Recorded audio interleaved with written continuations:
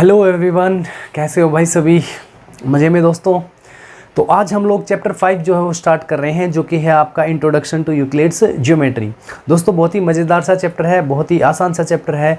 इसको डिटेल में जानेंगे हम लोग। शुरुआत करेंगे बिल्कुल इसकी हिस्ट्री के साथ में कि ज्योमेट्री जो है कहाँ से स्टार्ट हुई, किस तरह से यूक्लिड ने फादर ऑफ ज्योमेट्री जो है वो कहलाए, किस तरह से उन्होंने अरेंज किया ज्योमेट्री को। तो देखिए दोस्तों, सबसे पहले हम जानेंगे कि ज्योमेट्री जो है इसका मीनिंग क्या होता है। देखिए दोस्तों, ज्योमेट्री जो है दो वर्ड से मिलकर के बना है, जियो प्लस मेट्री। बिल्कुल हम लोग डिटेल में इस चैप्टर को पढ़ने वाले हैं। शुरुआत में आपके जो 8-10 मिनट रहेंगे वो आपका बेसिक इंट्रोडक्शन रहेगा। एक्सरसाइज में कुछ भी नहीं दोस्तों, बिल्कुल आसान सी है एक्सरसाइज। जो कुछ जानना है आपको शुरुआत में, ये जो हम पढ़ेंगे अभी, यहाँ सब कुछ आपका क्लियर होता जाएगा। उसके बाद फिर आपकी एक्सरसाइज जो है बहुत ही आसान लगेगी आपको। देखिए, जियो यानी कि जियो मीन्स होता है दोस्तों अर्थ। क्या होता है? अर्थ। एक तरह से हम कह सकते हैं भूमि, जमीन। और मेट्री का मतलब होता है दोस्तों तो मेजर, टू मेजर यानी कि मापना। तो ज्योमेट्री जो है वो पहले समझा जाता था सिर्फ और सिर्फ इसको जमीन भूमि को मापना दोस्तों, लेकिन आजकल जो है ज्योमेट्री के मायने बहुत ज़्यादा बदल चुके हैं, आप जानते हैं।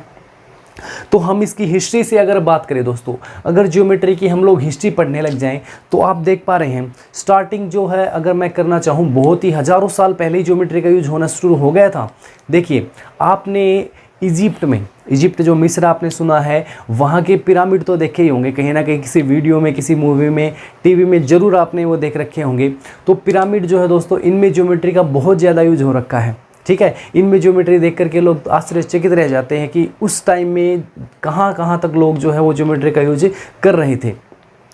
उसके बाद दोस्तों अगर मैं बात करूं, हमारे इंडियन नेशन में जो हड़प्पन सिविलाइजेशन होती थी दोस्तों, वो वहाँ पर भी हम ज्योमेट्री का यूज़ देख सकते हैं। वहाँ पे भी जो आपको पुराने जो अवशेष मिलते हैं वहाँ पे, जैसे फॉर एग्जांपल मैं आपसे एक पिक्चर में आपको दिखाना चाहूँगा। यहाँ पे देखिए, जैसे कोई स्वास्तिक का जो हमारा एक धार्मिक साइन होता है, ठीक है, वो देख लीजिए। या और भी जो उनके हम स्ट्रक्चर्स देखेंगे उनमें ज्योमेट्री का बहुत ज़्यादा यूज हमें देखने को मिलता है। इस तरह से हम लोग जैसे एग्जांपल ले सकते हैं बहुत सारे और भी। जैसे हम अपने अक्सर अपने घरों में देखा होगा, कई बार हम घर पे हवन या वगैरह करते हैं ना, तो हवन करते हैं तो हम एक हवन के लिए मिट्टी का कुछ ऐसे वो बनाते हैं ना, तो उस पे दोस्तों उसका स्ट्रक्चर देखिएगा, बिल्कुल उसकी ज्योमेट्री भी जो होती है ना, सब तरफ से सेम रखी जाती है। वो आज से नहीं, हज़ारों सालों से रखी जा रही है दोस्तों, है ना। उसके भी साक्ष्य प्रमाण जो है वो मिले हैं। तो ज्योमेट्री का कहीं ना कहीं यूज जो है वो बहुत सालों से होता आ रहा है। लेकिन क्या है कि सिर्फ यूज होता जा रहा था, सिर्फ यूज होती आ रही थी, उसको कहीं ना कहीं अरेंज नहीं किया गया था एक प्रॉपर वे में, किसी ने उसको लिखा नहीं था दोस्तों। आगे चलते चलते फिर यहाँ पर आपको एक व्यक्ति देखने को, एक मैथमेटिशियन देखने को मिलेंगे। बहुत ही महान मैथमेटिशियन हुए हैं जिनका नाम है थेस दोस्तों। उन्होंने जो है ज्योमेट्री को थोड़ा सा आगे बढ़ाया। उन्होंने बताया कि जो डायमीटर है सर्कल का, वो सर्कल को 2 इक्वल पार्ट्स में डिवाइड करता है दोस्तों। कहीं ना कहीं उन्होंने इनका यूज करना शुरू कर दिया था ज्योमेट्री का। उसके बाद थोड़ा सा हम और आगे बढ़े दोस्तों, तो आपने पाइथागोरियन ट्रिपलेट, पाइथागोरियन थ्योरम, ये सब तो पढ़ ही रखा होगा। तो पाइथागोरस जो थ्योरम है दोस्तों, वो उसमें भी आप ज्योमेट्री जो है वो देख सकते हैं। ठीक है, उसके बाद फिर हम थोड़ा सा और आगे बढ़े, फिर हमारे आ जाते हैं कौन? यूक्लिड भाई साहब, है ना। यूक्लिड जो है, इन्होंने फिर ज्योमेट्री को बाकी सब के पॉइंट्स लिए, कुछ बाकी से पॉइंट्स लिए, कुछ अपनी तरफ से ऐड कर दिए। इन्होंने सबसे पहले ज्योमेट्री को सिस्टमेटिक तरीके से, जो भी पॉइंट्स वगैरह, लाइन वगैरह, ये सब पहले तो जानते थे लोग, लेकिन दोस्तों कोई भी उसको डिफाइन नहीं कर पा रहा था, कोई भी उसको किसी बुक में लिख नहीं पा रहा था, उसको अरेंज नहीं कर पा रहा था।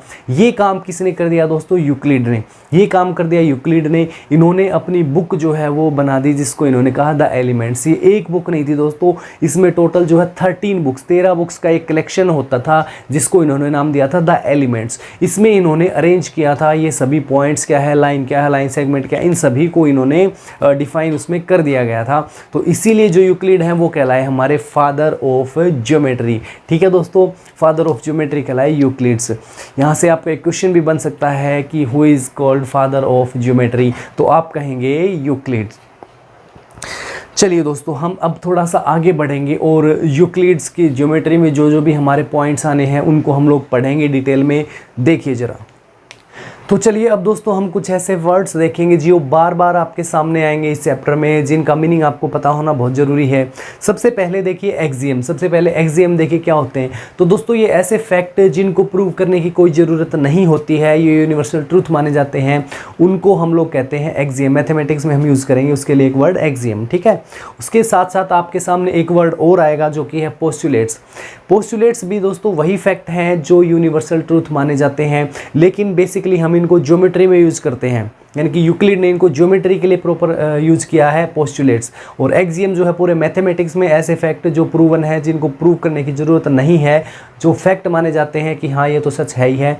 जैसे फॉर एग्जांपल हम देख सकते हैं कि अगर ए जो है बी से ग्रेटर है, ये मैं आपको दोस्तों समझा देता हूँ। यानी कि बिल्कुल सिंपल सी बात है। देखिए अगर ए जो है बी से बड़ा है और बी जो है सी से बड़ा है दोस्तों, तो यहाँ से हम कह सकते हैं कि ए जो है वो सी से बड़ा होगा। इस चीज़ में प्रूव करने की क्या ज़रूरत है दोस्तों। तो ये जो है हमारा क्या माना जाएगा, एक एक्सियम माना जाएगा, ठीक है। तो ये है दोस्तों आपके एक्सियम और पोस्टुलेट्स। इसके साथ में आपको एक चीज़ और ध्यान रखनी है, थ्योरम।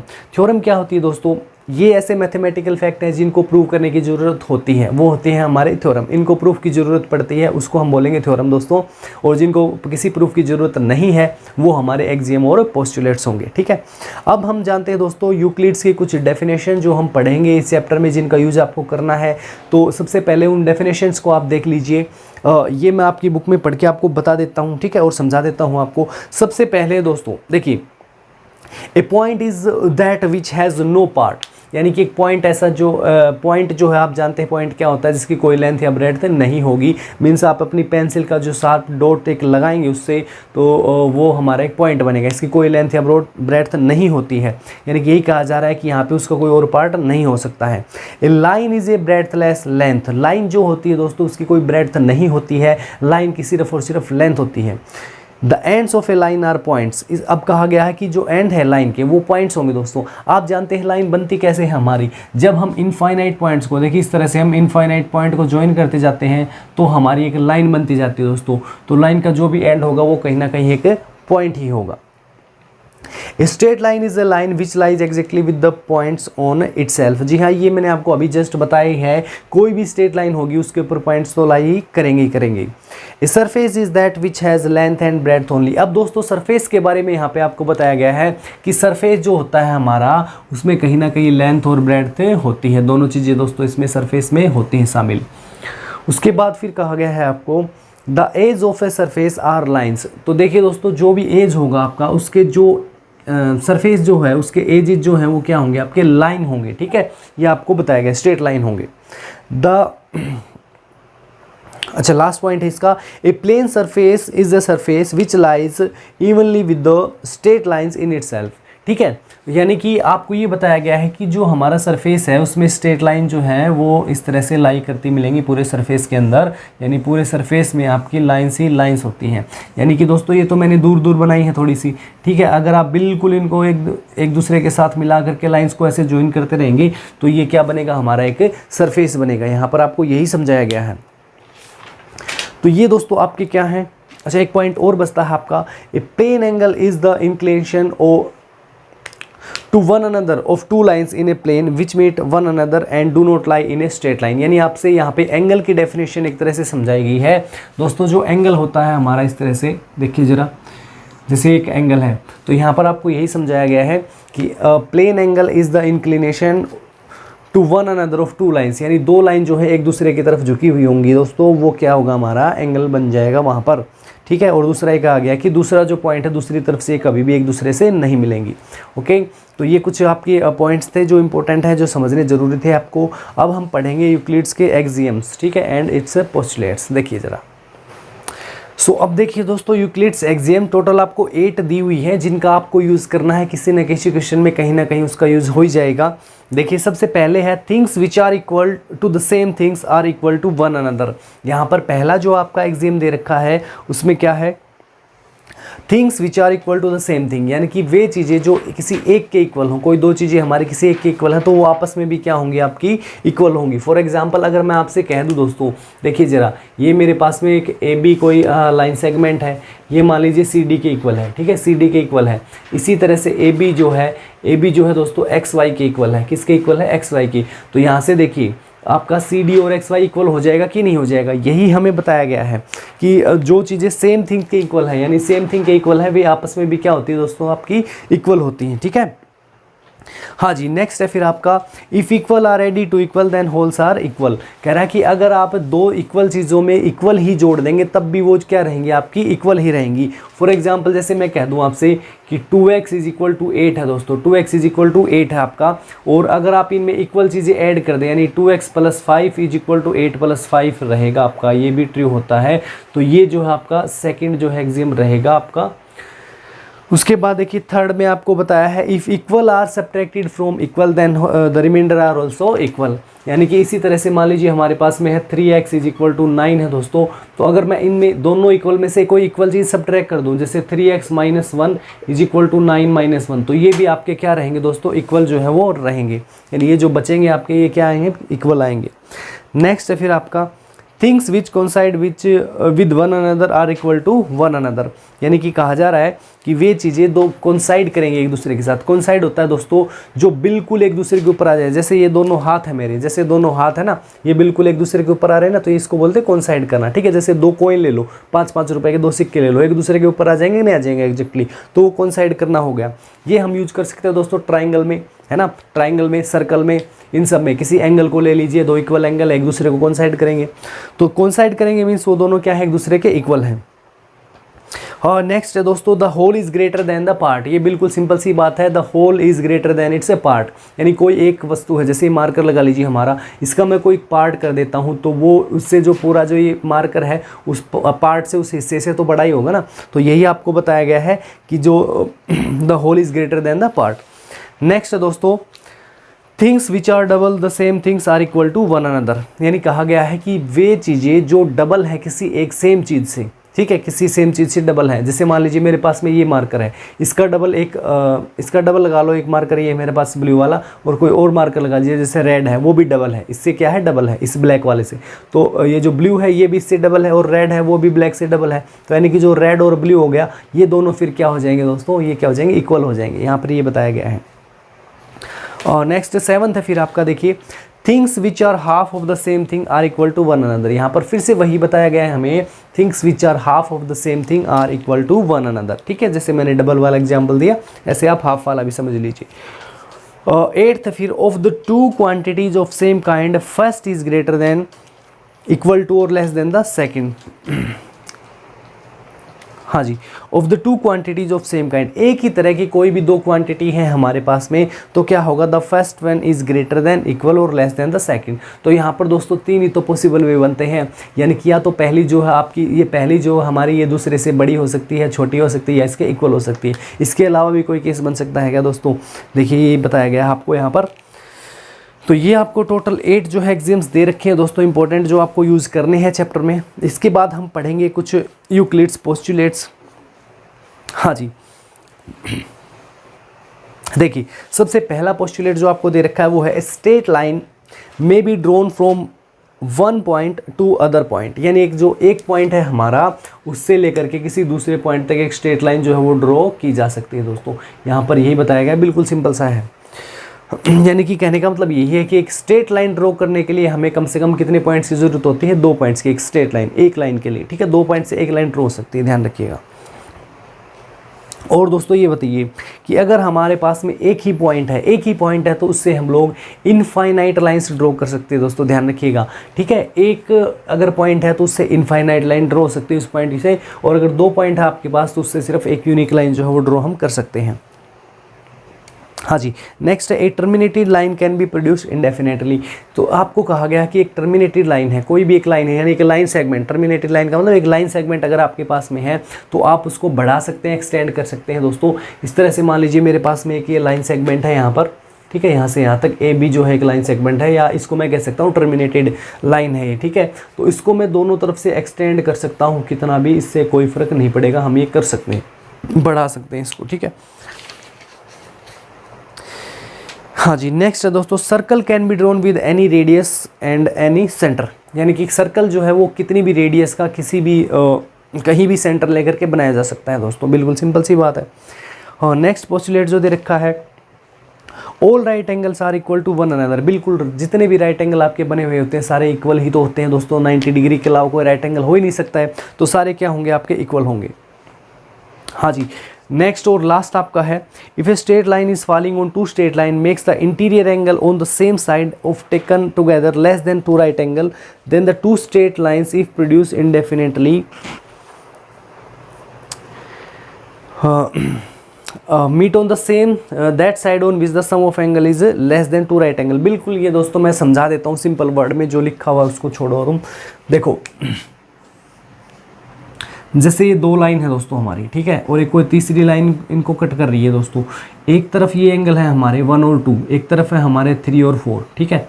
तो दोस्तों इसने ये कहा कि मान लो जैसे राइट साइड में हमारा 1 और 2 है, हमारा क्या है एंगल 1 और 2 है, इनका जो सम है मान लीजिए लेस देन 90 डिग्री है। कितना है? लेस देन 90 डिग्री आपको दे रखा है। तो अब आपसे ये कहा है sorry less than two right angle 180, ठीक है। तो 1 और 2 का सम जो है दोस्तों अगर 180 से कम है तो सिंपल सी बात है 3 और 4, एंगल 3 और 4 का जो सम है वो क्या होगा हमारा ग्रेटर देन 180 डिग्री होगा, ग्रेटर देन 180 डिग्री होगा। यहाँ पर इतनी लंबी चौड़ी जो लाइन आपको पढ़ाई गई है ना, उसमें यही बात बताई गई है कि जो 1 और 2 है अगर ये इनका सम 180 से कम है तो 3 और 4 का ज़्यादा मिलेगा, अगर 3 और 4 कम है तो 1 और 2 का क्या मिलेगा आपका ज़्यादा मिलेगा दोस्तों। और अगर ये दोनों इक्वल हैं 1 + 2 180 है तो 3 + 4 भी क्या मिलेगा आपको 180 मिलेगा। तो ये सब कुछ हमारे कुछ इंट्रोडक्शन पॉइंट्स थे आपके जो आपको पढ़ने थे, आपको समझने थे दोस्तों। उम्मीद करता हूँ आपको समझ में आए होंगे। अब मैं एक्सरसाइज स्टार्ट करने वाला हूँ, लेकिन एक्सरसाइज स्टार्ट करने से पहले कहना चाहूँगा अगर ये वीडियो अच्छा लग रहा है, पसंद आ रहा है तो ज़रूर लाइक कर दीजिए, और आपने चैनल सब्सक्राइब नहीं किया तो उसको सब्सक्राइब कर लो और अपने दोस्तों में वीडियो को शेयर कर दीजिएगा। आप जानते हैं हम सॉल्यूशन करें एलिमेंट्स ऑफ मैथमेटिक्स बुक का। देखिए अब एक्सरसाइज का पहला क्वेश्चन है, और इसमें पहला क्वेश्चन जो है मैं देख पा रहा हूँ ये है आपका give the answer of the following problems in single word, यानी आपको 1 वर्ड में इसका आंसर देना है दोस्तों। तो पहला क्वेश्चन आप देख पा रहे होंगे ये है what is the least number of distinct point which determine a unique line, यानी कि ये मैंने आपको बताया भी था कि कितने पॉइंट हैं जिससे एक यूनिक लाइन जो है वो ड्रॉ की जाती है। तो इसका आंसर हो जाएगा 2। पहले का आंसर क्या हो जाएगा 2 हो जाएगा हमारा, ठीक है। ये मैंने बताया था आपको कि अगर एक पॉइंट है तो उससे हम इनफाइनाइट लाइंस जो है वो ड्रॉ कर सकते हैं दोस्तों, लेकिन अगर हमारे पास में 2 पॉइंट है तो उनसे हम एक यूनिक लाइन ही ड्रॉ कर सकते हैं, एक ही लाइन ड्रॉ कर सकते हैं। तो इसका आंसर 2 हो जाएगा। नेक्स्ट देखिए in how many maximum number of points can 2 distinct line intersect, 2 अलग अलग लाइंस जो हैं वो कितने पॉइंट पे इंटरसेक्ट कर सकती हैं? सिर्फ और सिर्फ एक पॉइंट पे दोस्तों। जैसे 2 लाइन है हमारी, ये देखिए जैसे एक लाइन ये है मेरे पास और एक ये है, ठीक है। तो ये कितने पॉइंट पे इंटरसेक्ट कर सकती है हमारी? सिर्फ एक ही तो पॉइंट पे कर सकती है ना।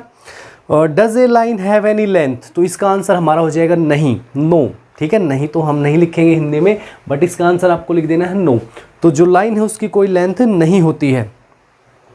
नेक्स्ट है how many lines can be drawn through a single point, ये अभी बता दिया है। सिंगल पॉइंट से या 1 पॉइंट से बोल दे तो आपको इनफाइनाइट लाइन जो है ड्रॉ कर सकते हैं आप लोग।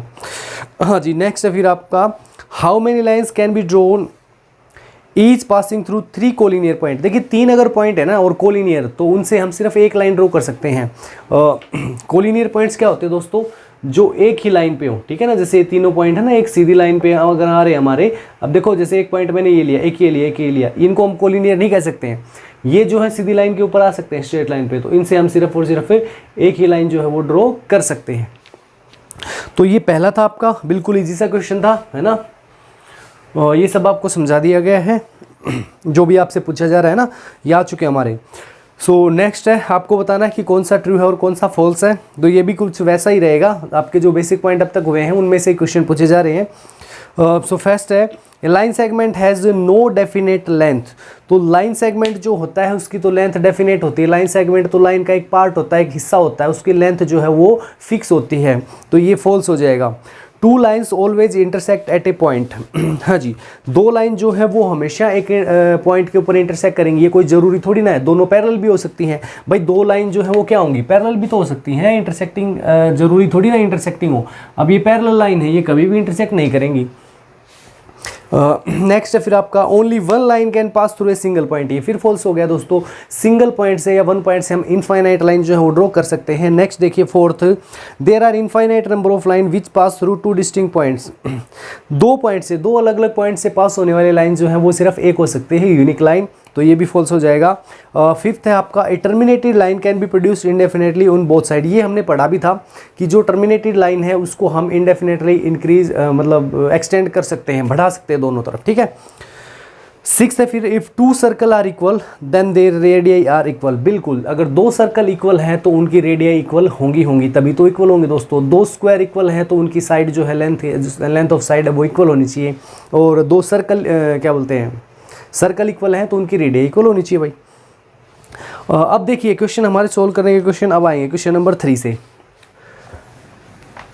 तो क्वेश्चन नंबर 3 करने से पहले कहना चाहूँगा दोस्तों, अगर आपको वीडियो पसंद आ रहा है तो जरूर लाइक कर दीजिए और चैनल सब्सक्राइब नहीं कर रखा है तो ज़रूर कर लीजिए।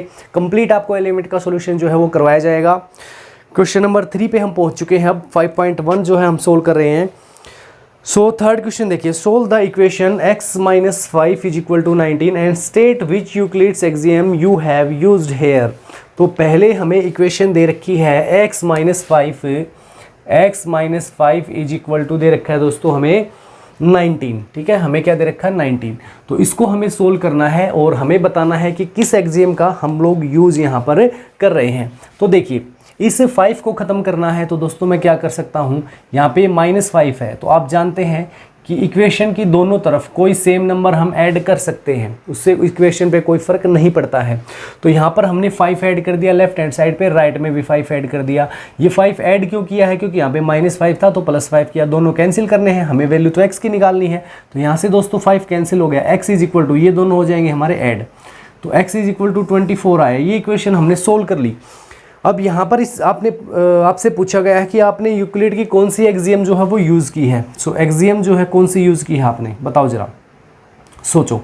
हमने किया क्या है यहाँ पर दोस्तों, दोनों तरफ एक इक्वल नंबर हमने ऐड किया है। तो यहाँ पे हमने एक्सियम में एक पढ़ी थी, इफ़ हमने पढ़ा था if equal are added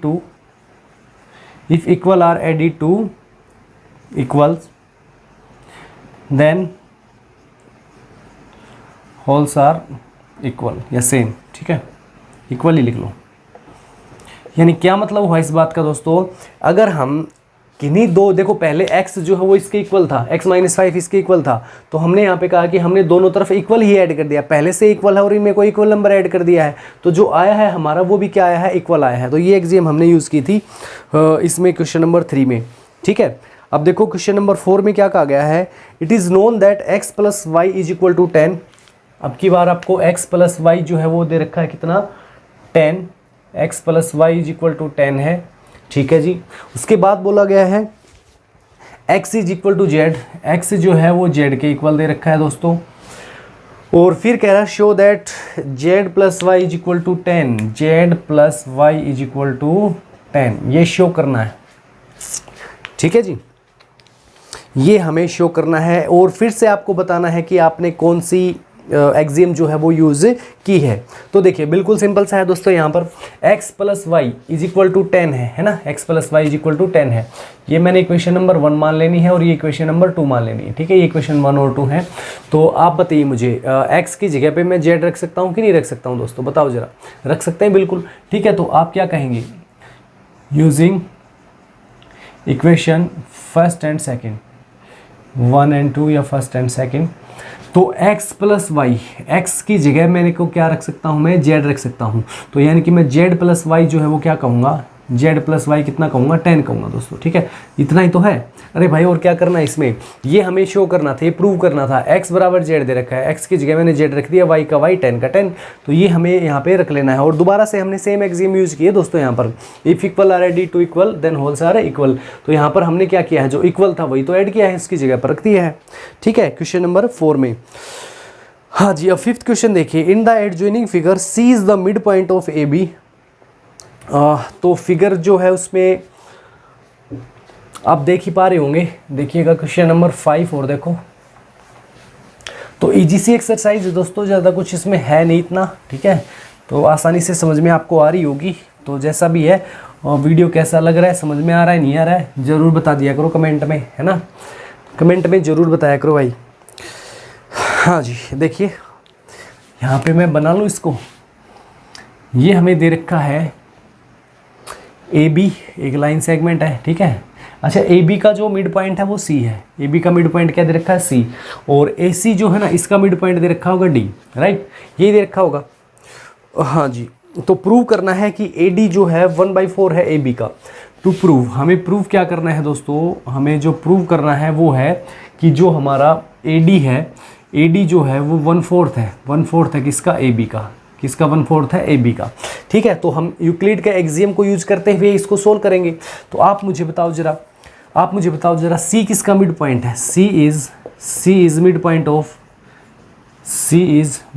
of A B, है कि नहीं है, बताओ जरा। तो सी मिड पॉइंट है तो हम कह सकते हैं कि A C is equal to B C, ये होगा या नहीं होगा दोस्तों, बताओ जरा। ए सी जो है बी सी के बराबर होगा क्योंकि सी जो है इस ए बी का मिड पॉइंट था। इसी तरह से अब हम क्या कह सकते हैं कि D is mid point of A C, है ना। तो आप क्या कह सकते हैं अब, ए डी जो है ए डी किसके इक्वल हो जाएगा, सी डी के इक्वल। भाई ए डी किसके इक्वल हो जाएगा, सी डी के इक्वल। ठीक है जी।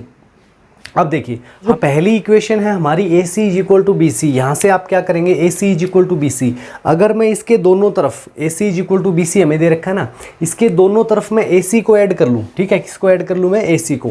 देखिए जरा, A C is equal to B C दे रखा है हमारा, है ना। तो मैं इसको क्या लिख सकता हूँ, A C plus A C is equal to B C plus A C, है ना।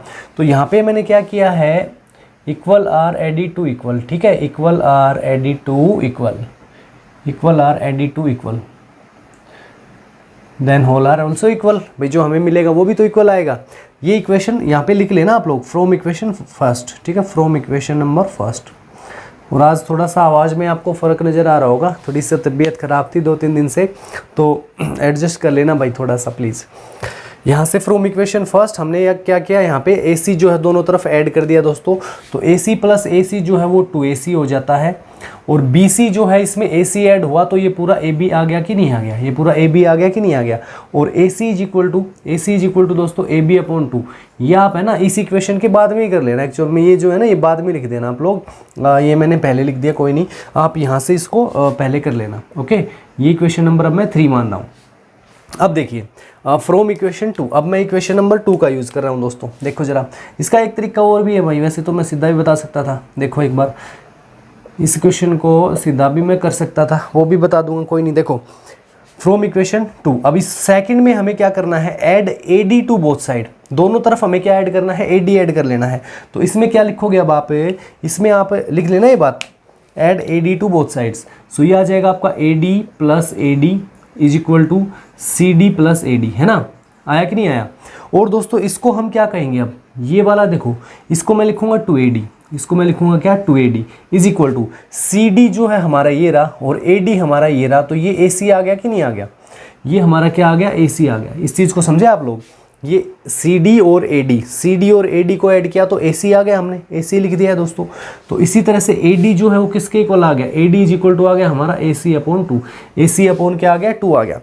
अच्छा जी, मुझे बताओ ए सी की वैल्यू क्या थी, इसको इक्वेशन नंबर 4 मान लो, इक्वेशन नंबर 4। ठीक है, सो अब यहाँ पर लिखना है फ्रॉम इक्वेशन नंबर 3 and 4। ठीक है दोस्तों, 3 and 4। हाँ जी, देखो ये था हमारा A D is equal to क्या था, ए सी अपॉन 2 था, और ए सी की जो वैल्यू है वो हमने ऑलरेडी निकाल रखी है, ए बी अपॉन 2, वो हमने निकाल रखी है ए बी अपॉन 2। और यहाँ पे दोस्तों डिवाइड में 2 और है तो वो 2 नीचे लिख दो। So A D is equal to हमारा क्या आ जाएगा, ए बी अपॉन 4 आया कि नहीं आया। हाँ जी, यही तो प्रूव करना था, हमें A D is equal to 1/4 of A B है। तो ये हमारा क्वेश्चन नंबर 5 था, है ना। जो समझ में आ गया होगा, एक बार मैं फिर से इसको रिवाइज करवा रहा हूँ। देखिए जरा, हमें सबसे पहले क्या दे रखा है, सी मिड पॉइंट दे रखा है किसका, ए बी का। तो ए सी बराबर बी सी हो जाएगा कि नहीं हो जाएगा। अब यहीं पर आप लोगों को क्या लिखना है, add A C to both sides. दोनों तरफ ए सी ऐड करेंगे तो 2AC is equal to B C plus A C हो जाएगा। सो बी सी प्लस ए सी को हमने ए बी लिख लेना है, and A C is equal to A B upon 2 आ जाएगा दोस्तों। अब देखिए, दूसरा मिड पॉइंट हमें दे रखा था डी, किसका था ये, ए सी का। So D is mid point of A C. So D अगर इस इसका मिड पॉइंट है, तो AD और ये CD है बराबर होंगे कि नहीं होंगे, बिल्कुल होंगे। तो अब यहाँ पर दोनों तरफ हमें क्या ऐड कर लेना है, हमें दोनों तरफ ऐड करना है AD, ये ध्यान रखिएगा। इसमें दोनों तरफ हमने AD ऐड कर दिया है, तो ये 2AD हो जाएगा दोस्तों, और ये AC हो जाएगा, ठीक है ना। ये CD प्लस AD जो है वो AC हो जाएगा, और AC की जो वैल्यू आपने यहाँ से निकाली थी उसको पुट कर देना है, आपका आंसर जो है वो प्रूव हो जाएगा, ठीक है। यहाँ पर हम लोग एक्सियम्स का यूज कर रहे हैं, यहाँ पे भी सेम ब्रैकेट में लिख देगा equals are added to equals, ठीक है। तो ये 5th था दोस्तों, समझ में आ गया होगा, है ना। हाँ जी, चलिए अब बढ़ते हैं हम लोग कौन से पे, क्वेश्चन नंबर 6 पे। देखो जरा जी, 6 क्वेश्चन देखिए दोस्तों, इसमें है आपका AB जो है वो BC के इक्वल दे रखा है हमें, ठीक है। ये जो AB है पूरा, ये किसके इक्वल है आपका, ये इक्वल है जी BC के इक्वल, ठीक है। इसको इक्वेशन नंबर 1 मान लीजिएगा। और सेकंड फिर आपका दे रखा है BX is equal to BY, BX is equal to BY, ठीक है। ये इक्वेशन नंबर 2 हो गई हमारी, राइट। जो BX है ये किसके इक्वल है, BY के। तो हमें शो क्या करना है कि जो AX है ये बच गया AX, ये किसके बराबर होगा, हमारा CY के इक्वल होगा। Also right Euclid's axiom use for proving it. तो कौन से एक्सियम का हमने यूज़ किया है, तो आप क्या करेंगे दोस्तों, आपको सब्ट्रैक्ट करना है। आपको क्या करना है, सब्ट्रैक्ट इक्वेशन नंबर 2 फ्रॉम 1, ठीक है। यानी कि जो सेकंड इक्वेशन है इसको पहले में से सब्ट्रैक्ट करो। तो आपको पता है इक्वेशन सब्ट्रैक्ट करते हैं तो लेफ्ट साइड में से लेफ्ट सब्ट्रैक्ट होगी और राइट में से राइट। तो AB जो है AB में से माइनस हो जाएगा BX is equal to BC में से माइनस हो जाएगा दोस्तों BY। अच्छा AB जो है पूरा, इसमें से अगर मैं इसमें BX जो है ये माइनस कर दूँ पूरे में से, तो AX बचेगा, क्या बचेगा हमारा AX इज इक्वल टू ये जो पूरा BC है इसमें से BY माइनस कर दो तो क्या बचेगा आपका CY बचेगा, ठीक है। और यही आपको प्रूव करना था। अच्छा, यहाँ पर हमने एक्सियम कौन सी यूज़ कर ली है दोस्तों, एक्सियम हमने यूज़ कर ली है इक्वल जो है वो सब्ट्रैक्ट कर दी है किस में से, इक्वल में से, ठीक है भाई। Equal are subtracted from equal then whole are also equal. तो जो आंसर आया है आपका वो भी क्या होगा, इक्वल ही तो होगा, ठीक है। देखो AB और BC इक्वल थे या नहीं थे, और BX और BY भी इक्वल थे, तो इक्वल में से हमने इक्वल सब्ट्रैक्ट किया है। ये हमने पढ़ा है एग्जाम्स में कि इक्वल में इक्वल हम ऐड कर सकते हैं, और या फिर इक्वल जो है वो सब्ट्रैक्ट कर सकते, किया जा सकता है दोस्तों। तो ये 6 था हमारा। हाँ जी, अब देखो क्वेश्चन नंबर 7, इसमें एंगल 1 2 इक्वल है, इसमें एंगल 1 और एंगल 2 जो है वो आपके इक्वल दिए हुए हैं। साथ साथ में आपको दे रखा है भाई 2 और 3 इक्वल है, एंगल 2 और एंगल 3 जो है वो भी इक्वल है दोस्तों। और फिर आगे क्या रखा है, शो करना है कि एंगल 1 और 3 भी क्या होंगे, हमारे इक्वल होंगे। तो ये हमारा इक्वेशन नंबर 1 मान लीजिएगा, ये इक्वेशन नंबर 2 मान लीजिएगा। देखो ऑल्सो राइट। अच्छा, ये तो भाई सभी में बताना ही है कि एक्सियम जो है ना कौन सी यूज कर रखी है। तो देखो जरा ध्यान से देखो, 1 किसके इक्वल है, 2 के, और ये 2 किसके इक्वल है दोस्तों, 3 के। तो 1 और 3 इक्वल हुए या नहीं हुए, तो आपको सिंपली इतना लिखना है from equation number first and second. तो यहाँ इन दोनों इक्वेशन में से हम क्या समझ पा रहे हैं कि जो देखो 2 1 के भी इक्वल और 2 3 के भी इक्वल है, तो यानी 1 और 3 भी क्या होंगे दोस्तों, इक्वल ही तो होंगे। तो एंगल नंबर 1 जो है वो किसके इक्वल होगा, हमारा 3 के, ठीक है। सिंपली प्रूव हो गया। बस आपको एक्सियम जरूर लिखना है कौन सा यूज आपने किया है। तो कौन सा यूज किया है बताओ जरा। आपने पढ़ा था things which are equal to same are equal also. तो यानी कि जो चीज़ें किसी एक नंबर के, मतलब मान लो कोई भी एक थिंग है उसके इक्वल हैं कोई 2 चीज़ें, तो वो आपस में भी क्या होती हैं, इक्वल होती है, सेम होती हैं। Things which are equal to same are equal to one another, ठीक है। ये आपको लिख देना है एक्सियम जो आपको बताया गया था स्टार्टिंग में, एग्जैक्टली क्या है वो देख लेना। Things which are equal to same are equal to one another, ठीक है। ये जो है एक्सियम हमने यूज कर लिया है। तो दोस्तों क्वेश्चन नंबर 7 था ये। अब हम बढ़ रहे हैं क्वेश्चन नंबर 8 की तरफ। देखिए जरा। अच्छा, ये 8 ही था क्या, 7 था? 7 था, हाँ। 8 भी कुछ ऐसा ही है। 8 जो है ना, एक बार जरा 8 पे और नज़र डालो, बताओ कर सकते हो कि नहीं। सो इसमें 8th क्वेश्चन में आप देख पा रहे हैं जो एंगल 1 है और 3 है वो इक्वल हैं, 2 और 4 इक्वल हैं, 3 और 4 इक्वल है। तो आपको 1 और 2 जो है वो इक्वल प्रूव करने हैं, ठीक है भाई, 1 और 2 जो है वो इक्वल प्रूव आपको करने हैं। देखिए जरा, सबसे पहले हमें क्या दे रखा है, angle 1 is equal to 3, angle 1 is equal to 3 दे रखा है, इक्वेशन नंबर 1 मान लूंगा मैं इसको, ठीक है। अच्छा, एंगल 2 जो है वो किसके इक्वल है दोस्तों, एंगल 4 के इक्वल, ठीक है, इसको मैं इक्वेशन नंबर 2 मान लेता हूँ। उसके बाद एंगल 3 जो है हमारा वो किसके इक्वल है, एंगल 4 के, एंगल 4 के इक्वल है। इक्वेशन नंबर क्या आ जाएगी दोस्तों, ये 3, ठीक है, इक्वेशन नंबर 3 हो गई। अब आप जरा देखो फर्स्ट और थर्ड में ध्यान दो जरा, तो मैं यहाँ पे लिख देता हूँ from equation number first and third. हाँ जी, तो आपको अभी अभी जस्ट लास्ट में बताया था हमने, things which are equal to same are equal to one another, ठीक है, उसी का आपको यूज करना है। और 3 जो है 1 के भी इक्वल, 3 4 के भी इक्वल है, इसका मतलब 1 और 4 जो है वो आपके इक्वल हो जाएंगे दोस्तों। तो ये जो है आप ध्यान रखिएगा, इसको इक्वेशन नंबर 4 मान लेना है, क्योंकि ये प्रूव थोड़ी ना करना था हमें, तो 1 और 2 प्रूव करने हैं इक्वल है, तो ये जो है वो इक्वल प्रूव नहीं करने थे हमें। लेकिन अब हम क्या करेंगे, इसका यूज़ करेंगे किसके साथ में, सेकंड के साथ में। तो यहाँ पे मैं लिख रहा हूँ from equation number second and fourth, from equation second and fourth. तो दोस्तों सेकंड और फोर्थ जो है आपकी, उसमें देखिए जरा, 4 2 के इक्वल और 4 1 के भी इक्वल, इसका मतलब एंगल 1 जो है एंगल 2 के इक्वल आ गया कि नहीं आ गया है। तो ये जो है आपको प्रूव करना था और आपका प्रूव हो गया है। आपसे इतना सा कहना चाहूँगा, लाइन जरूर लिख दीजिएगा इसमें, ये things which are equal to same are equal to one another, ठीक है। आपको क्या लिखना है यहाँ पर, things which are equal to same are equal to one another, यानी एक दूसरे के भी सेम होंगी वो, ठीक है दोस्तों, are equal to one another. Same ये आपको यहाँ पे लिखना है दोस्तों। इसी तरह से आपका क्वेश्चन नंबर 8 जो है वो यहाँ पे ख़त्म हो जाएगा, कंप्लीट हो जाएगा। अब देखो 9 और 10, ये भी आसान से ही है भाई। 9 में क्या बोल रखा है देखो, हाँ जी, 9 में है, कह रखा है AC और DC इक्वल है, AC DC इक्वल दे रखे हैं, और CB और CE इक्वल है, CB और CE इक्वल है। तो दोस्तों कह रहा है कि AB और DE जो है वो सेम है, ये शो करिए।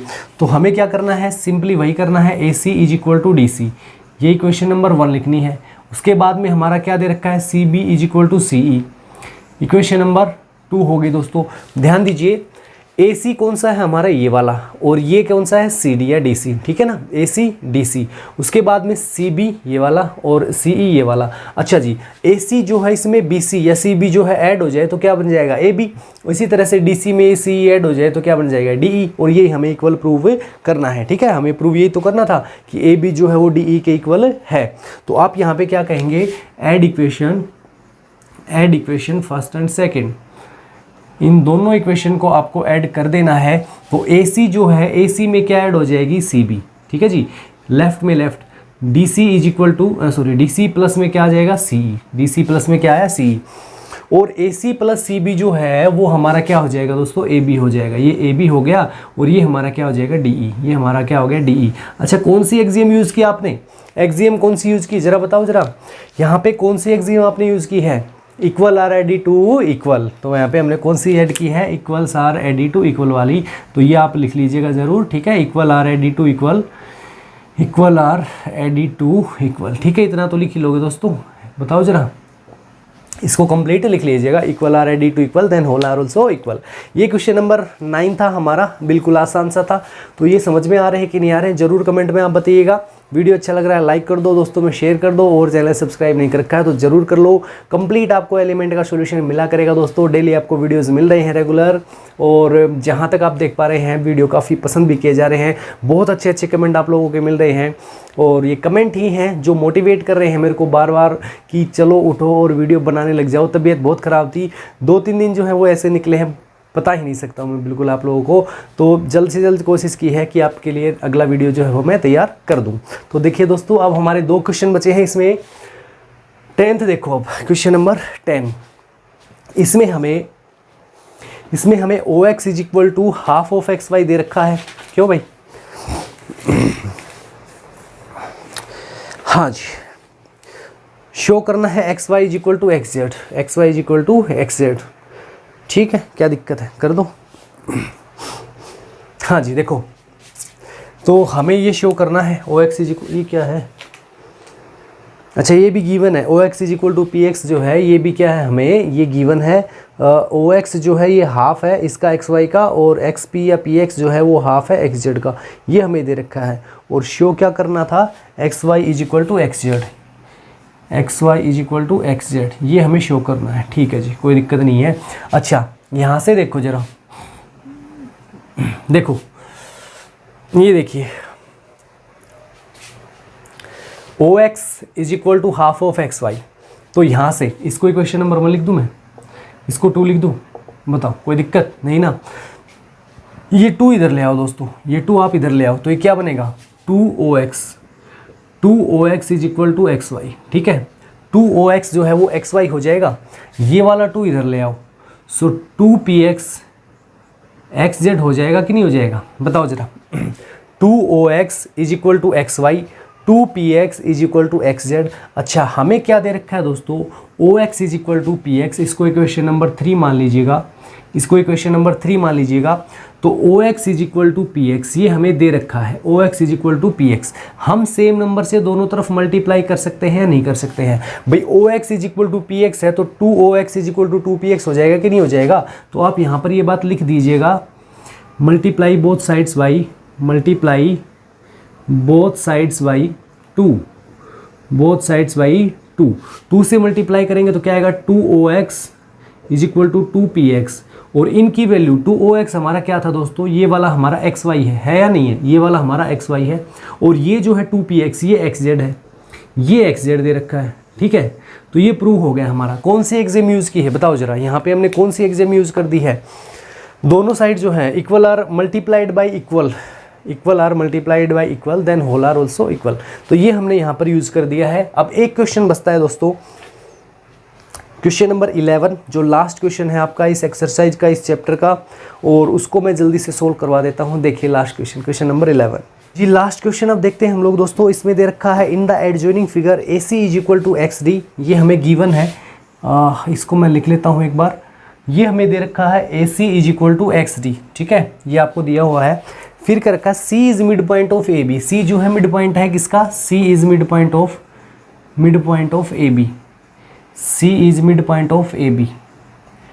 ठीक है दोस्तों, तो ये कुछ वैसा ही क्वेश्चन है जैसा हमारा आया था ना, एक 4th था या 5th था, ऐसा क्वेश्चन नहीं आया था एक। तो C यहाँ पे मिड पॉइंट किसका है, AB का है। तो हम क्या कह सकते हैं दोस्तों, AC जो है वो किसके इक्वल होगा, BC के इक्वल। AC इक्वल BC हो जाएगा कि नहीं हो जाएगा, बताओ जरा। C जो है मिड पॉइंट है किसका, हमारा AB का, तो AC is equal to BC हो जाएगा कि नहीं हो जाएगा, है ना।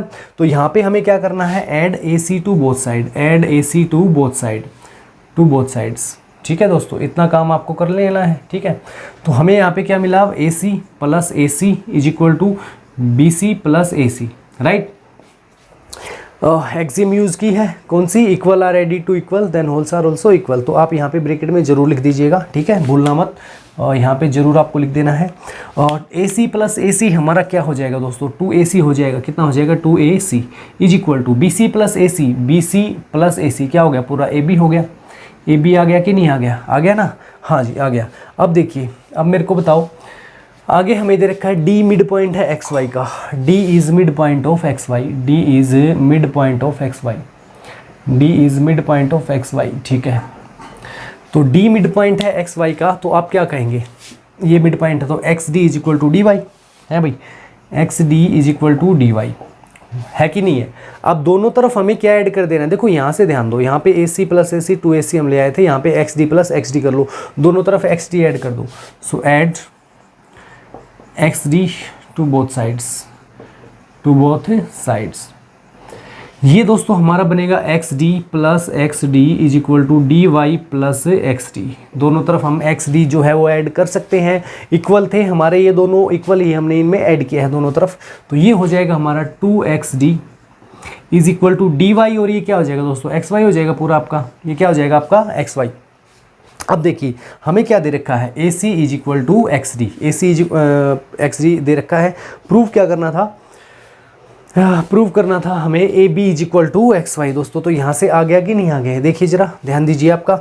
2AC किसके इक्वल है दोस्तों, हमारा AB के इक्वल है ना, और 2XD किसके इक्वल है, हमारा XY के इक्वल। तो हम ये कह सकते हैं आपका AC is equal to XD हमें दिया हुआ था, A C is equal to X D हमें दिया हुआ था, हम सेम नंबर से दोनों तरफ मल्टीप्लाई कर सकते हैं कि नहीं कर सकते हैं? कर सकते हैं जी दोनों तरफ। तो multiply both sides by 2, both sides by 2, ठीक है। 2 से मल्टीप्लाई करते ये क्या बन जाएगा 2ac, और ये क्या बन जाएगा 2xt। और दोस्तों 2ac किसके इक्वल था? हमारा ab के इक्वल। किसके इक्वल था? ab के इक्वल। और 2xd किसके इक्वल था? xy के इक्वल, राइट। तो हमारा प्रूव जो है वो हो गया। और यहाँ पर भी हमने एक एक्सियम यूज़ कर दी है, तो उसका भी ज़रूर आप लोग लिख दीजिएगा।